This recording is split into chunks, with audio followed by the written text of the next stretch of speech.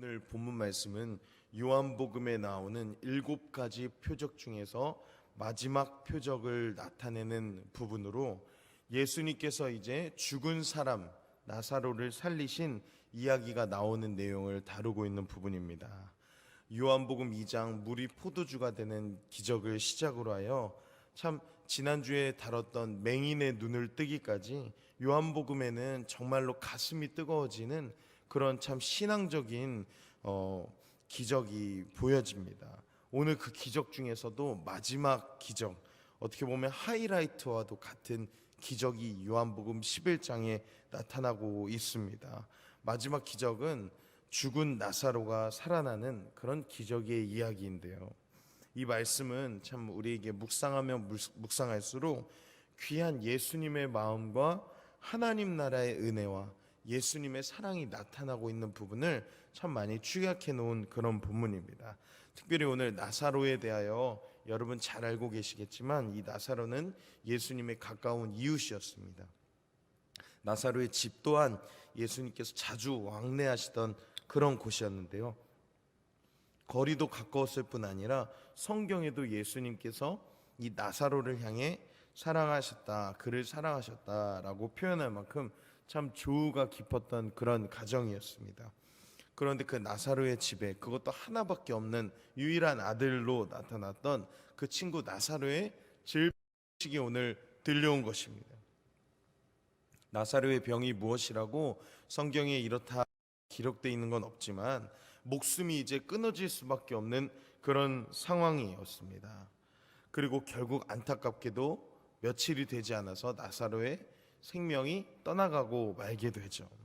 그런데 오늘 이 사실에 대하여 예수님께서 말도 안 되는 이야기를 주변에 있는 제자들과 동행하는 사람들에게 말씀하십니다. 그것은 바로 그 병은 죽을 병이 아니다 라고 말씀하시는 겁니다.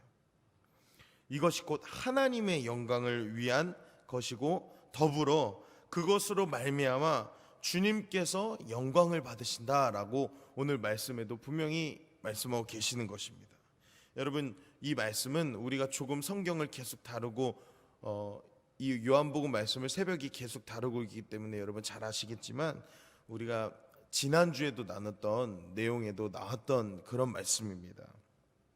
이미 예수님께서 나사로 사건 이전에도 하셨던 말씀인데 우리가 성경 2장만 앞으로 넘어가면 지난주에 제자가 되었던 맹인 이 부분에 대한 말씀을 나눌 때 제자들이 맹인이 된 원인이 이 사람의 죄인지 아니면 부모의 죄인지 이것에 대하여 물을 때 대답한 그 말씀을 살펴보면 오늘 말씀하신 부분과 참 비슷하다라는 것을 우리는 알 수 있습니다.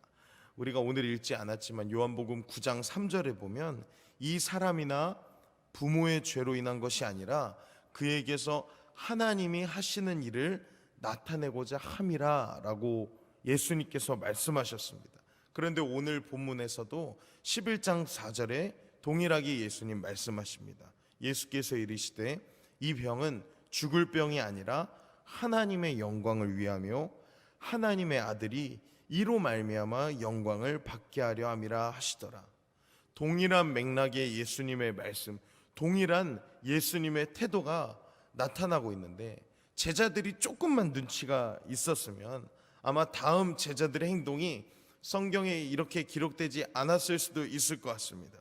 그런데 제자들은 분명히 기적을 경험하고 예수님의 말씀으로 양육받는 그런 삶을 살아오고 있는 것처럼 요한복음에는 보여주고 있습니다. 어제 목사님 말씀하셨듯이 나는 주님의 양입니다. 우리는 선한 목자이신 예수님을 우리의 삶의 목자로 두고 우리는 그분의 양이라는 그런 주님이 주인 되심과 우리가 그의 인생에 순종하며 살아가야 함을 우리는 그 요한복음 10장을 통해서 분명히 배웠습니다.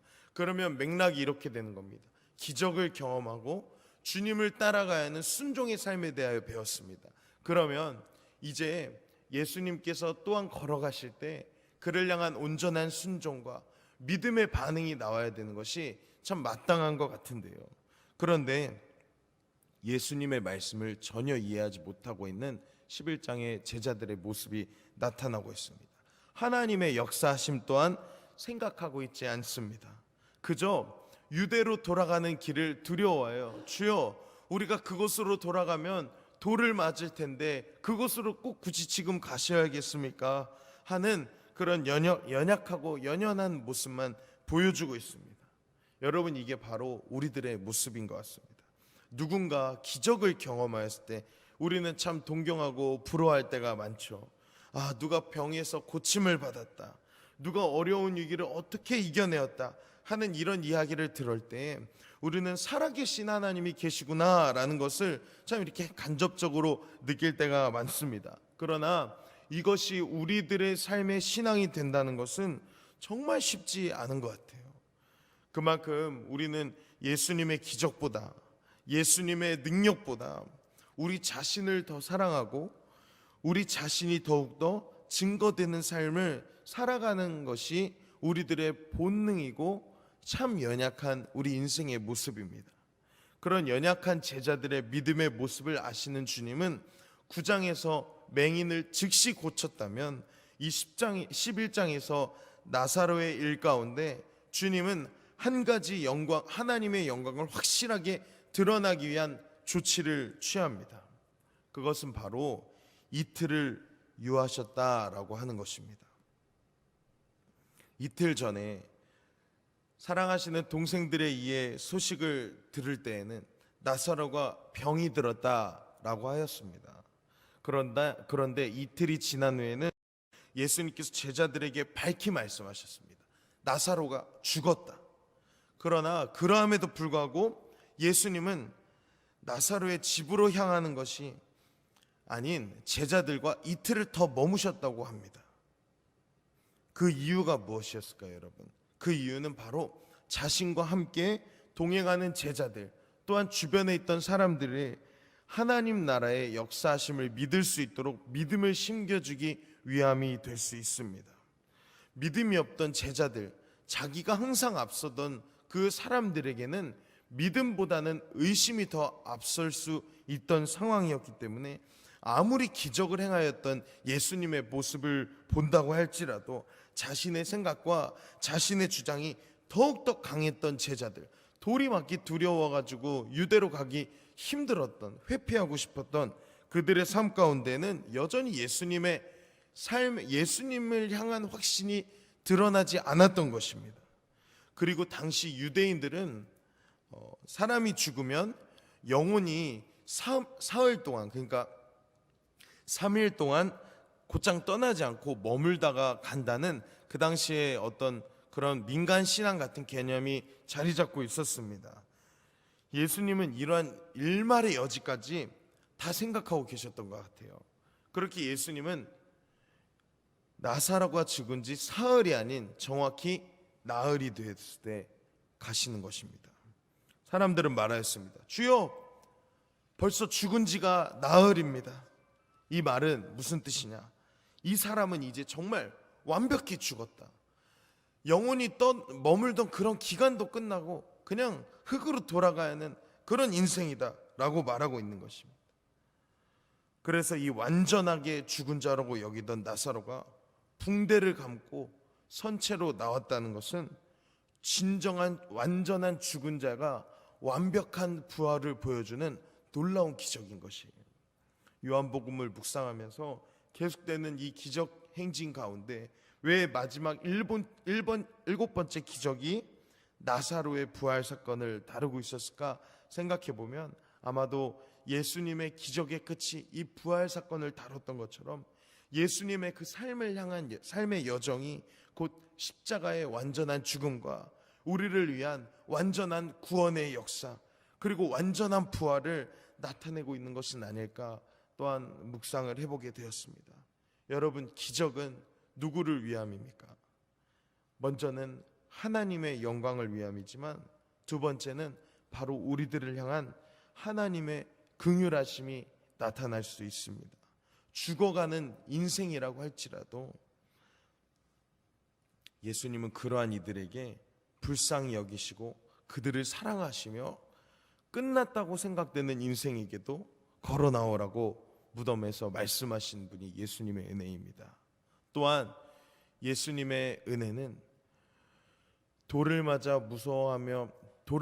무서워하며 회피하고 가지 않고 싶어하는 믿음이 없는 연약한 자들을 이끌어 주시는 하나님의 긍휼하심을 오늘 보여주고 계시는 것입니다. 사랑하는 여러분, 우리들의 인생 가운데 나사로와 같이 소망이 끊긴 삶, 붕대를 감고 무덤 안에 거해야 하는 죽은 인생과 같은 우리의 순간이 찾아올 수도 있습니다. 여러분, 그럴 때 우리에게 어떻게 살아갈 힘이 있겠습니까? 연약한 인생이기에 붕대를 하나 더 감고 그저 누워 있어야 하는 그런 좌절하고 소망 없는 인생의 순간이 우리에게 닥쳐올 때가 얼마나 많으십니까? 아니면 주님이 우리 앞에 있는데도 불구하고 예수님이 우리를 인도하신다는 그 사실을 배우고 그 은혜에 감격하여 따라가려고 해도 그저 세상으로부터 날라오는 돌 하나가 우리에게 얼마나 큰 두려움과 공포를 주어 그 길을 걸어가는 게 참 두려운 순간 우리의 신앙생활 가운데 얼마나 많으십니까? 그러나 오늘도 주님은 여전히 하나님 나라를 위하여 일하시는 분이십니다. 그는 돌에 맞아 머리가 터질 위험이 있어도 하나님 나라를 위하여 배단위로 걸어가셨던 분이십니다. 닫혀있는 사이로 냄새가 흘러나오는 완전한 죽은 자가 있던 돌무덤을 향하여 걸어 나오라고 하셨던 분이 예수님이십니다. 그분이 바로 우리들의 하나님이신 거예요. 오늘 이 하루 우리들의 삶 가운데 예수님의 이 발걸음을 따라가는 성도의 길을 걸어가는 저와 여러분 되기를 소망합니다. 잘 걸을 수 없을지라도 한 번만 더 따라가 보는 거예요.